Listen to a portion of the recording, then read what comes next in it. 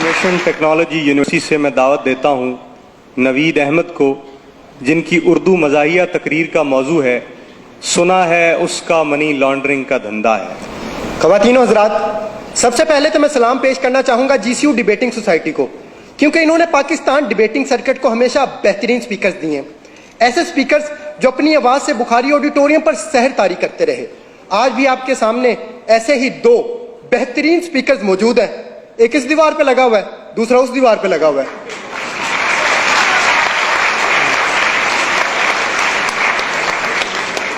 सदर आला वकार, पाकिस्तान में तो हर सियासतदान का मनी लॉन्ड्रिंग का धंधा है, इसलिए मेरी ख्वाहिश थी कि मैं सियासतदान बनूं ताकि इस मनी लॉन्ड्रिंग को खत्म कर सकूं।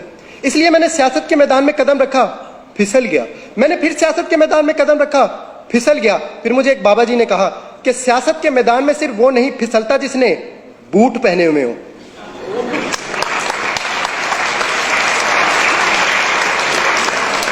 मैंने कहा बाबा जी मेरे पास तो बूट नहीं है, मैं क्या करूं?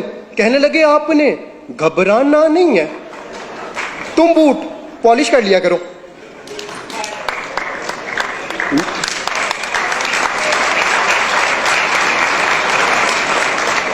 मैंने कहा बाबा जी उससे क्या होगा? कहने लगे बेटा उससे मुल्क में तब्दीली आ जाएगी। मैंने कहा बाबा जी क्या मतलब, वजाहत करें। कहने लगे बेटा वजाहत मैं कर दूंगा मगर तुम डिस्क्वालीफाई हो जाओगे, और हो सकता है डिस्क्वालीफाई होने के बाद लापता भी हो जाओ, क्योंकि वो नंबर 1 है। सदर आला वकार, कुछ ऐसा ही हुआ। कुछ दिनों बाद मैं लापता हो गया और उन्होंने मुझ पर मनी लॉन्ड्रिंग का इल्जाम लगाकर जेल भेज दिया। जेल में मेरी मुलाकात एक निहायत शरीफ इंसान से हुई।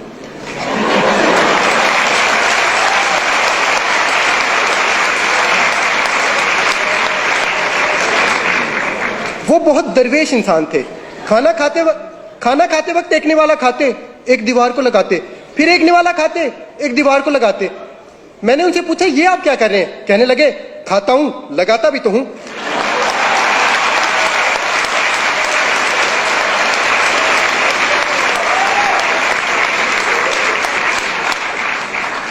मैंने कहा बाबूजी सुना है आपका मनी लॉन्ड्रिंग का धंधा है, क्या आप इसी वजह से जेल में आए? कहने लगे नहीं बेटा, ये कहानी है 1990 की, जब मैं छुट्टियां गुजारने खलाई जहाज में बैठकर खला में चला गया। वहां पर मुझे एक खूबसूरत एलियन लड़की नजर आई। मुझे उससे मोहब्बत हो गई। उसकी खास बात यह थी कि वो हील के बजाय बूट पहना करती और मैं पॉलिश किया करता। उसके पास गैबी ताकतें थी, वो बंदे गायब कर देती थी। वो बंदे ऐसे गायब करती थी जैसे GCU वालों ने कफील राना को गायब किया।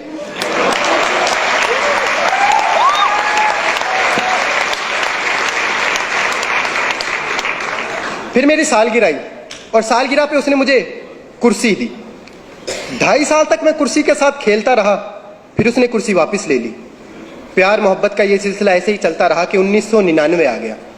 इस मर्तबा उसकी सालगिरह आई और तोहफे में मैंने उसे बिल्ला दिया, जो डरता वरता किसी से नहीं था। फिर मैंने उसे कहा चलो आओ कोई धंधा शुरू करते हैं। कहने लगी पहले मेरे एक सवाल का जवाब दो, अगर एक लड़की गाड़ी में बैठी हो तो उसे क्या कहेंगे? मैंने कहा गर्ल कार। कहने लगी नहीं कार गर्ल। मैं कहनी गर्ल कार। फिर इसी कारगिल के इशू पे हमारी लड़ाई होगी।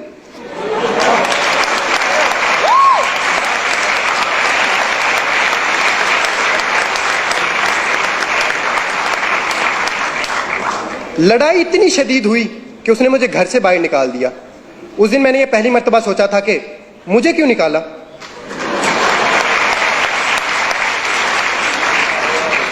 फिर वो 5 साल तक शुजात के साथ साइकिल चलाती रही।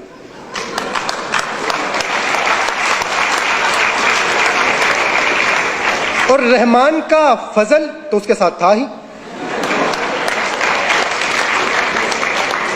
और दूसरी तरफ मुझे एक अरबी शेख मिल गया जो मुझे अपने साथ अल्लाह की सरजमीन पर ले गया। फिर वहां जाके मुझे इस बात का अंदाजा हुआ कि शेखों की 2 इकसाम है और इनमें से सबसे अच्छी है मिल्क शेक।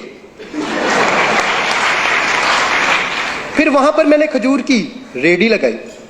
जिस पर सुबह में शाम को मेरा बेटा बैठा करता, और खजूर के कारोबार में हमें दिन दुगनी और रात चुगनी चुगनी चुगनी तरक्की हुई। फिर मैंने मनी लॉन्ड्रिंग का धंधा भी शुरू कर दिया। खजूर का कारोबार इतना बढ़ा कि खजूर को जखीरा करने के लिए हमें लंदन में फ्लैट खरीदना पड़े। कतर का शहजादा तो खत लिखकर खजूर मंगाया करता।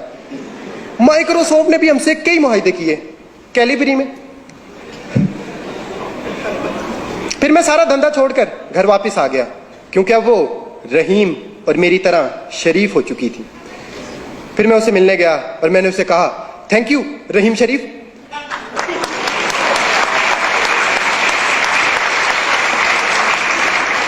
फिर एक दिन हम दोनों वोट डालने पोलिंग स्टेशन गए। वो अपना वोट डाल रही थी कि वोट जमीन पर गिर गया। यह देखकर मुझे बहुत बुरा लगा और मैंने उसे कहा, वोट को इज्जत दो।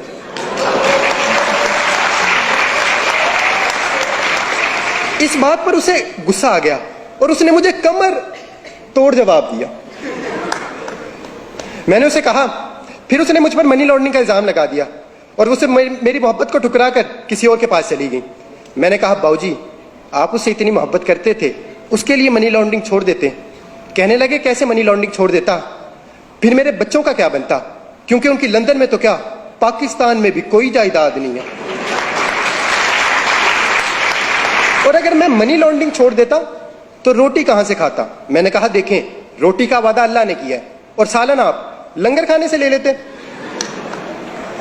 फिर कहने लगे, मुझे छोड़ने की एक वजह यह भी थी कि मैं मोटा था और अब वो हैंडसम के पास गई थी। फिर मैं हैंडसम से मिलने बनी गाला मैरिज ब्यूरो गया, क्योंकि उनका शादियों का धंधा था।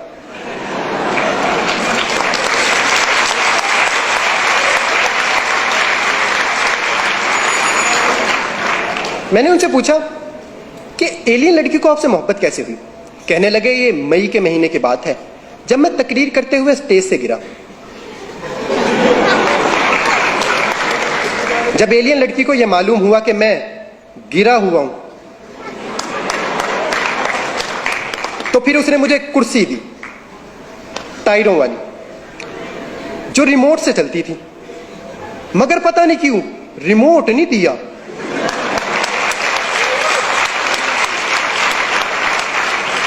फिर वो 1 साल तक कुर्सी चलाती रही कि रिमोट की बैटरी खत्म हो गई।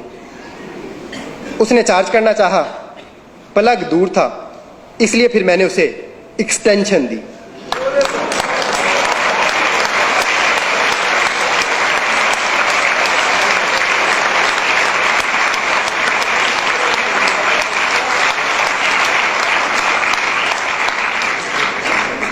तीन प्लगों वाली।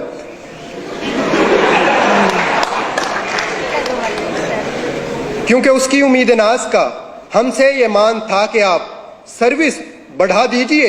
सर्विस बढ़ा दी गई। सदर आली वकार, अब तो ये आने वाला वक्त ही बताएगा कि एलियन लड़की रिमोट वाली कुर्सी चलाती है या फिर डीजल वाली।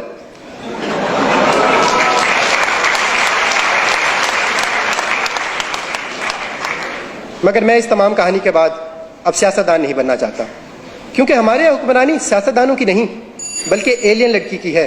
वो जब चाहे जिस पे चाहे मनी लॉन्ड्रिंग का इल्जाम लगाकर उसे कहानी से बाहर कर दे। और अगर हमें ये मनी लॉन्ड्रिंग खत्म करना है तो हमें अपना जमहूरी निज़ाम बेहतर बनाना होगा, क्योंकि इस निज़ाम से हमें अक्सर बेवकूफ़ सदर मिलता है। अगर आपको मेरी बात पर यकीन नहीं तो मिसाल आपके सामने है।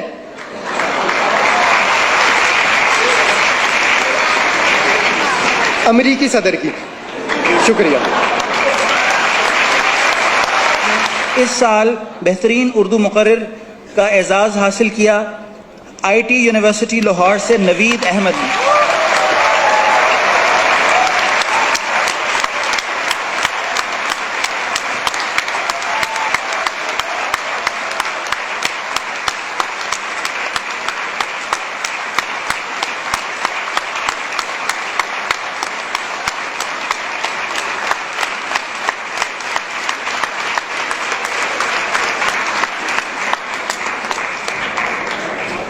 उनतालीसवें कुल पाकिस्तान अल्लामा Mohammad Iqbal bilingual declamation contest की टीम ट्रॉफी हासिल की इस दफ़ा इंफॉर्मेशन टेक्नोलॉजी यूनिवर्सिटी लाहौर